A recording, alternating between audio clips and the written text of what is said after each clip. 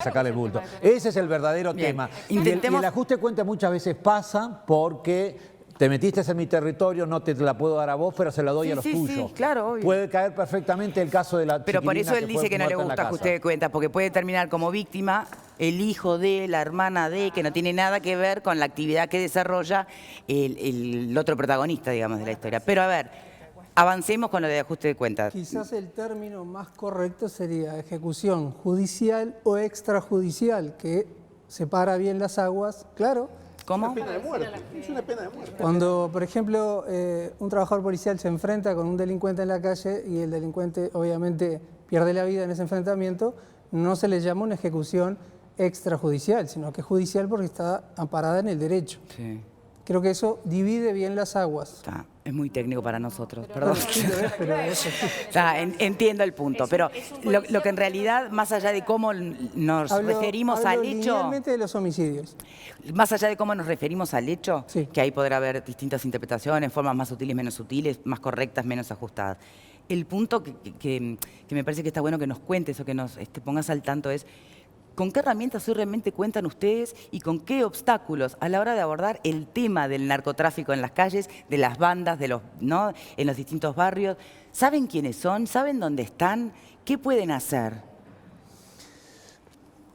El Uruguay tiene limitada su estructura en combate a la delincuencia del que está vinculado al narcotráfico.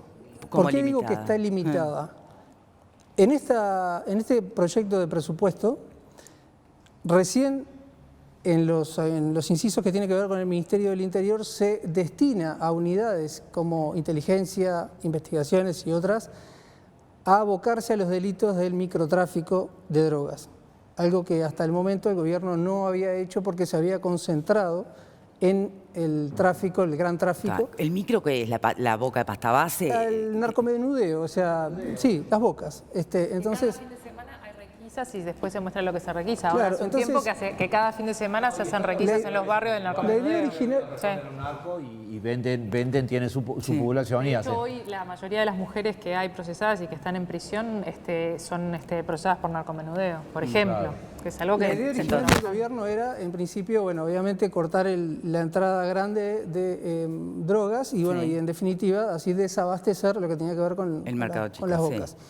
No resultó, obviamente no resultó, pasaron 5 años, no resultó, y recién en este presupuesto se especifica que se va a volcar recursos para que estas unidades especiales se aboquen al combate de ese delito. Entre otras unidades que, podríamos decir, harían falta todavía, es crimen organizado, que es la única estructura policial y judicial, porque tienen juzgados especializados para eso, que tienen la posibilidad, por habilitación del juez, de utilizar la figura del agente encubierto, que esto es tentar el delito para recabar la prueba para... ¿Solo crimen organizado? Solo crimen organizado.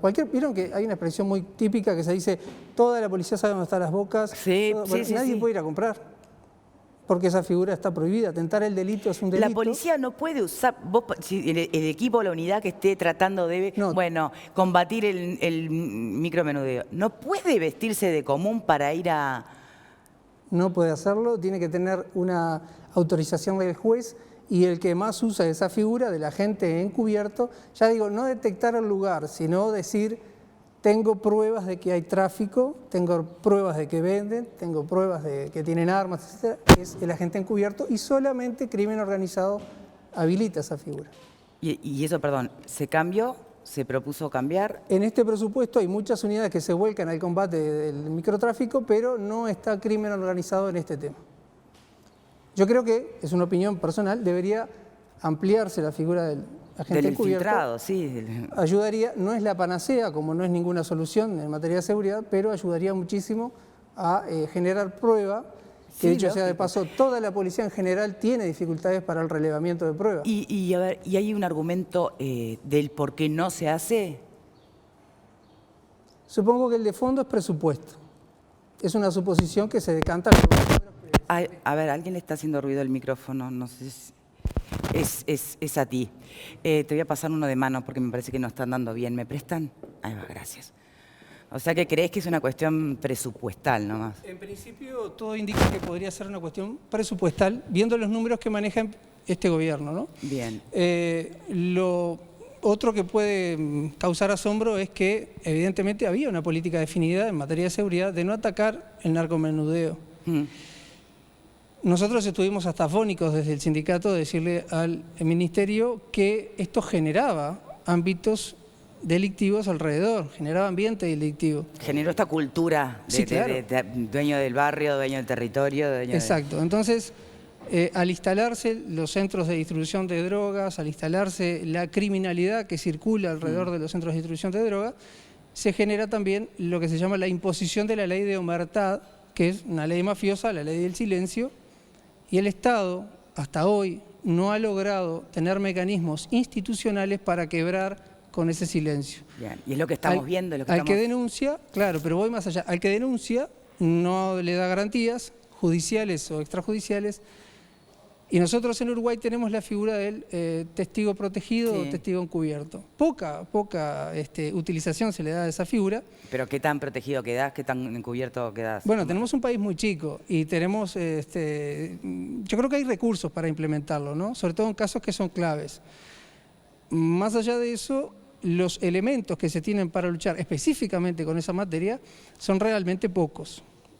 Para poner un ejemplo, en un procedimiento normal de calle, si uno hace una incautación y todo lo demás, tiene que ser una línea, una serie de pasos que si uno llevara una cámara como la que hace poco se utilizó en el Codicen, las GoPro, pero no prenderla como hace poco explicó el jefe del GRT, cuando se baja uno del patrullero, sino tenerla, hay tecnología suficiente para hacerla, es decir, está al alcance ministerial del presupuesto, para comprar cámaras que tengan batería de esa entidad durante las 8 horas y registrar todo, y no almacenamiento sobre el mecanismo, sino en una nube donde el funcionario no pueda manipularla porque no le convenga o le convenga. Eso es una garantía para ambas partes. Sí, claro. Da garantías para el usuario, del que está llamando a la policía, y da garantías para el trabajador que releva prueba en el momento.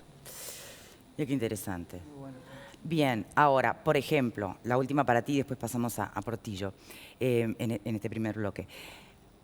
El asesinato de El Tato, que hasta creo que fueron fuentes desde las autoridades que anuncian que esto va a traer cola, ¿no? Como que se viene una vendetta y demás. ¿Ustedes ya saben quién es la banda de los matadores? En realidad esa información, aún sabiéndola... No, no es que me la digas quién es a mí, acá obvio que Sí. no. Si me decís que sí, la siguiente pregunta sería, ¿ya hay un equipo, unidades instaladas, vigilando, esperando a ver qué pasa?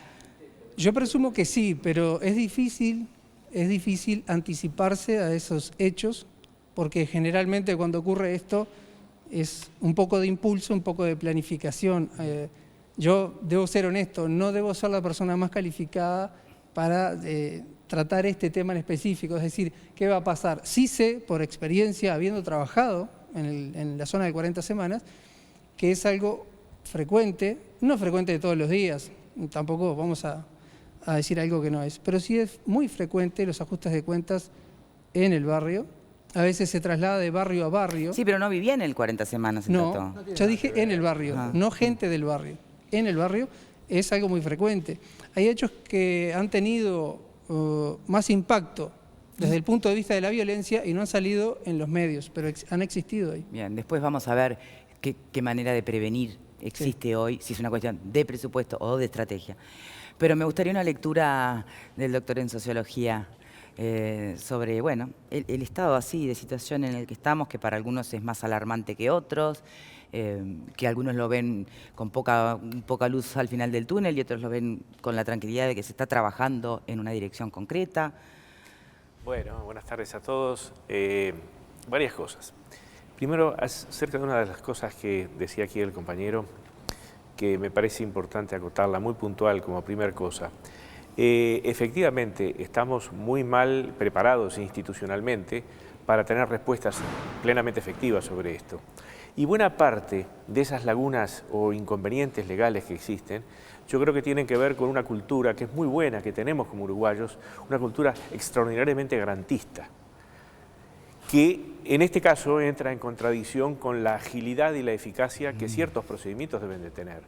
Tú no lo decías recién, pero por ejemplo las dificultades que hay por ingresar por la noche a Sí, un el lugar. allanamiento nocturno. Y si uno va de alguna manera a intervenir en una boca, es decir, llegar por la noche es clave, porque ahí los va a agarrar a los que están vendiendo, va a agarrar la droga, va a agarrar... Y eso tiene muchas dificultades. Pero en realidad, y se decía recién lo del narcotráfico, yo en realidad prefiero hablar más que de narcotráfico, de algo que es un fenómeno mundial, que está en forma creciente, que es la economía criminal, que comprende al narcotráfico, pero que en realidad es mucho más. ¿Qué es más? En definitiva genéricamente todo el tráfico de lo que es ilegal. Mujeres, niños, secretos industriales, armas, sustancias adictivas, y todo eso se transforma en dinero. Economía criminal. El robo y la rapiña. La extorsión, es decir, los delitos que generan agenciarse dinero, todo eso genera capitales voluminosísimos, que están cuantificados. Y el gran problema que esto tiene es que estos voluminosísimos capitales que la economía criminal produce, indefectiblemente se terminan incorporándose al sistema legal de la, digamos, la transacción de los capitales. Entonces, eso nos convoca a que las formas para atacar este problema, que es del siglo XXI, es decir, necesita herramientas y procedimientos totalmente diferentes a los que conocíamos más nosotros, un país como Uruguay, con nuestra tradición, con nuestras características. ¿Cuáles son estos caminos? Yo de manera balbuciante y en forma absolutamente incompleta, yo señalaría algunos. Primero que nada, ni que hablar, los aparatos represivos tienen que readecuarse sustancialmente para esta nueva realidad, con muchísima inteligencia, con muchísima tecnología, y inclusive con un contexto legal e institucional también diferente adaptado a esto, para que efectivamente haya eficacia. Bueno, pero ahí en ese sentido, a ver, lo que se ha invertido en tecnología, lo que se ha capacitado personal y además todo el replanteo del protocolo de actuación que plantea la propia fuerza policial. No sé cuán perfectible es todo eso todavía, pero ¿se ha caminado o no? Ese camino es inevitable. Sí. Es bueno y seguramente sí insuficiente y todavía haya que recorrer muchísimo más.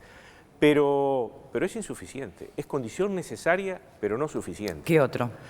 Porque el fondo del problema es, como decíamos recién, la existencia de la economía criminal. Entonces, si desde el punto de vista de la sociedad en su conjunto no hay una respuesta a la existencia misma de la economía criminal, entonces, ¿no hay condena social, por ejemplo? ¿Se refiere a eso? Yo creo que se ha hablado, y me parece que es un buen camino, el empezar a pensar como sociedad una estrategia de convivencia, que incluye la transparencia entre las relaciones, que incluye el profundo rechazo a todas estas expresiones de la economía criminal, en donde se involucra en el rechazo, en la animadversión, en la expulsión a toda la sociedad, no solo al aparato represivo, que debe de ser transformado con mayor eficacia y todo lo demás, pero que es un componente de esto. Pero, perdone que le pregunte, pero justamente usted mismo lo define como una economía criminal. Economía de la cual vive la persona y su entorno familiar. Lo sigo expandiendo, el barrio. Además de... Sí, pero trayéndolo a la calle, ni que hablar que las grandes corporaciones también. Entonces, una cosa es lo que puede hacer una fuerza policial y otra cosa es que la sociedad, cuando usted plantea blanqueemos y repudiemos, en el entorno más directo nadie lo va a repudiar ni lo va... Es que hay problemas muy complejos porque... El que compra cosas robadas, ponele, el que va y compra las bocas, el que se opone a que se regule el mercado de la marihuana. Se rodea de otros criminales también. Entonces, que aplauden el delito. Tiene mucho más estímulos la economía criminal, que no es la señora esa, que es el narcomercudeo, que sí, que desde luego es criminal y debe de... sino los que manejan luego esos capitales. En donde sale, por ejemplo, en el capital inmobiliario. En este momento en América Latina y en países próximos hay, digamos, capitales que alquilan hoteles enteros con piezas vacías. Sí, bueno, pero el lavado de dinero justamente en esa dirección también tiene su propia ley, tiene su propia investigación. Entonces, es parte de la estrategia, la eficacia también en el lavado de dinero. Que inclusive eso muchas veces va más allá de nuestro país, porque ahí viene la integración del sistema financiero mundial. Entonces, y en tercer término, yo situaría un poco, digamos, el componente cultural en esto. A ver. Que tomando conciencia de la bestialidad, de la crueldad inusitada, del daño increíble que esto implica, además de los aspectos filosóficos, de la justicia en propia mano, de hacer lo que debe de hacer solo el Estado y no cualquiera por sí y ante sí, de alguna manera concebir las relaciones humanas de forma distinta. Esto puede parecer a cosa clerical o algo por el estilo, pero yo quiero poner dos ejemplos. uno bueno y otro horrible.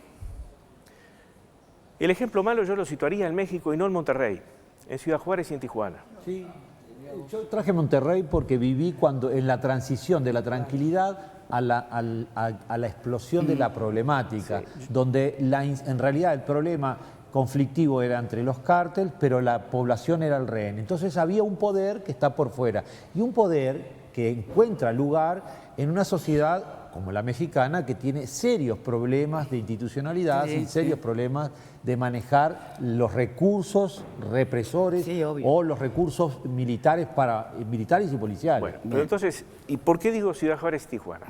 Porque allí, si se quiere, la expresión encuentra su máxima expresión. Es tierra de nadie. ¿Y qué esa tierra de nadie, en definitiva, cómo se puede, digamos, sintetizar? Ordenar. Es la ausencia del Estado. Exacto. Es la ausencia total del Estado. Porque como el Estado está interpenetrado por la corrupción y es parte de los grupos narcotraficantes y de la economía criminal, entonces quien padece es la sociedad que vive una suerte de guerra civil al estilo Siria, más o menos, en esas ciudades. Pero no tiene por qué ser así. Hay también ejemplos buenos. Ese fue el malo, y el bueno me lo puede contar Cali después. y Medellín. Está. Los abordamos después de la pausa, si le parece, ¿sí? Pero buenas tardes. Buenas tardes, Victoria, gracias. Y la pregunta de hoy para todos con respecto a la violencia en las calles es: ¿el problema son las armas? Nos pueden contar qué piensan enviando un SMS al 1212 con la palabra Boca 1 por la opción sí y Boca 2 por la opción no. También estamos esperando sus comentarios a través de nuestro mail a estabocasmia@tele12.com